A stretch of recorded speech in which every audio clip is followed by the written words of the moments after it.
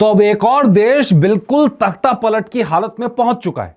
बिल्कुल, मतलब होगा या नहीं होगा ये तो भविष्य बताएगा, लेकिन फिलहाल ईरान के हालात ऐसे ही हैं। दुनिया का एक बहुत बड़ा देश जो अपने आयरन हैंड के लिए जाना जाता है, जिसमें इस्लामी शासन लागू है, लेकिन वहां जनता महंगाई से इतना परेशान आ गई है, बदहाली से इतना परेशान आ गई है कि सड़कों पर उतर गई है। और देखते देखते 100 से ज्यादा शहरों में यह प्रोटेस्ट फैल चुका है। और हालत वही हो गई जो नेपाल में हुई थी, जो बांग्लादेश में हुई थी। सरकार को इंटरनेट बंद करना पड़ गया, फोन बंद करना पड़ गया, ताकि लोग एक दूसरे को शेयर ना कर सके कहां क्या हो रहा है।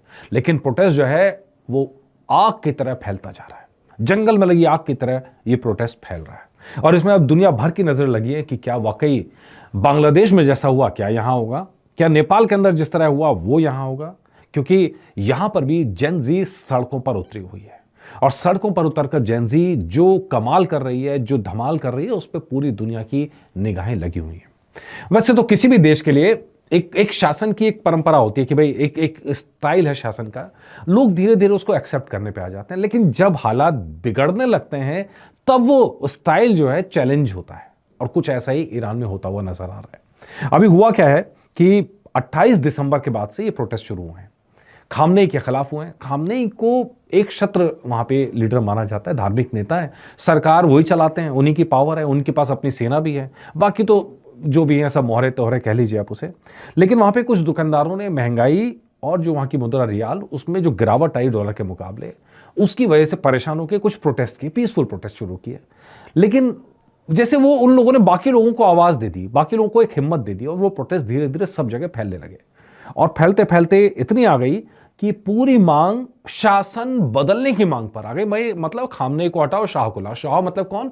जो पहले के वहां राजा थे, उनके जो पहले के राजा को जो चले गए थे लॉन्ग एगो, उनको वापस लाने की, उनके जो क्राउन प्रिंस है उनको वापस लाने की उनकी अगुवाई में वो डिमांड कर रहे हैं कि भाई वापस आए। तो उनकी अगुवाई के अंदर, उनकी मांग के ऊपर, उनकी अपील के ऊपर ये पूरे प्रोटेस्ट हो जा रहे हैं। ठीक है जी। इसके अलावा अब तक जो बात कही जा रही है कि इन प्रोटेस्ट के अंदर 45 से ज्यादा लोग मारे गए हैं, 2000 से ज्यादा लोगों की गिरफ्तारी हुई है। अब ये दिक्कत क्या है कि वहां पर मीडिया पर अगेन घूम फिर के बात हुई है कि स्टेट का जो राज चलता है, स्टेट के हवाले से खबर बाहर आती नहीं, और रॉयटर्स वगैरह के ऊपर जो न्यूज़ एजेंसी हैं उनके ऊपर ईरान बहुत सख्त हो रखा है, उनके खिलाफ कोई उनके ऊपर एक्शन लेने की बात कर रहा है। तो नतीजा ये कि खबरें आएंगी कहाँ से? तो खबरें तो जब ब्लैकआउट है तो अफवाहें ज़्यादा फैलती हैं। तो ईरान के साथ इस समय ठीक ऐसा ही होता हुआ आ रहा है। इसके अलावा इंटरनेट ब्लैकआउट 8 तारीख से लगातार इंटरनेट ब्लैकआउट है। सिक्योरिटी फोर्सेस को आगे करा गया है, और जगह जगह शहरों के अंदर इस प्रदर्शन को रोकने की बात कही जा रही है। हालांकि खामनेई कह रहे हैं कि भाई ये तो पीसफुल प्रोटेस्ट को हम इजाजत देते हैं, पीसफुल प्रोटेस्ट में कोई दिक्कत नहीं है।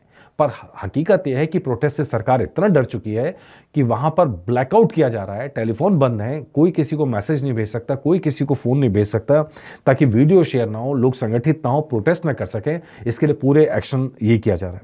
31 प्रांत के 100 से ज्यादा शहरों के अंदर ये प्रोटेस्ट इस समय फैला हुआ है। गाड़ियां चल रही हैं, जगह जगह आगजनी हो रही है, बहुत तरह की चीजें हो रही हैं, हिंसा भी हो रही है, सिक्योरिटी फोर्सेस के ऊपर हमले भी हो रहे हैं। ये सब चीजें हो रही है ईरान के अंदर, ताकि जो उनकी डिमांड है कि भाई शासन को बदला जा सके। अब यहां पर सवाल आता है, शासन क्या कर रहा है? शासन इसको कह रहा है कि पूरी तरह से ये विदेशी ताकतों की प्रायोजित हिंसा है। ये प्रोटेस्ट आम लोगों का प्रोटेस्ट नहीं, ऐसा खामनेई कह रहे हैं। हालांकि हमने ईरान में देखा पहले भी कि महिलाओं ने प्रोटेस्ट किया था, और प्रोटेस्ट करने वाली महिलाएं हिजाब का विरोध कर रही थी, उनको उठा के जेल में डाल दिया गया लगातार। और ये सिलसिला वहां पर महिलाओं की हिम्मत की दाद देनी पड़ेगी कि इतना सब होने के बाद भी महिलाएं सड़कों पर उतरी, महिलाएं सड़कों पर उतर के इस जो दमन था उसका प्रोटेस्ट किया।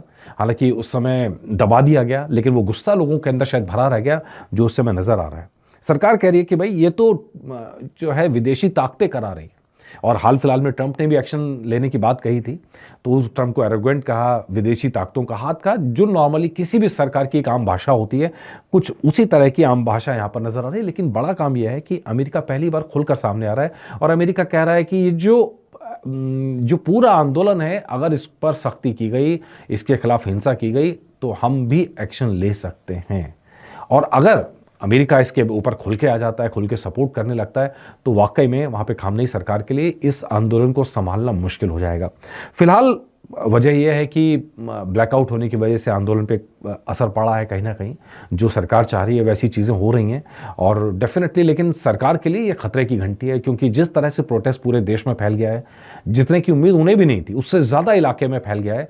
तो उसके बाद सरकार को कहीं ना कहीं सोचना पड़ेगा कि क्या उसकी नीतियाँ जो वो चला रही है इतने सालों से लगातार, क्या उन नीतियों पर कायम रखा जाए।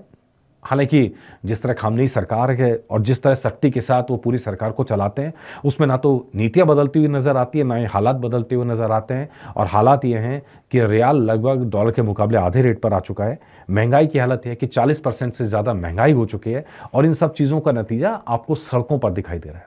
तो कुल मिलाकर अब हालत ईरान की खराब हो रखी है। प्रोटेस्ट लगातार हो रहे हैं और नज़र बनी हुई है, हमारी नहीं पूरे देश और दुनिया की नज़र बनी हुई है। और जो अपडेट होगा वो अब तक हम लाते रहेंगे। नमस्कार।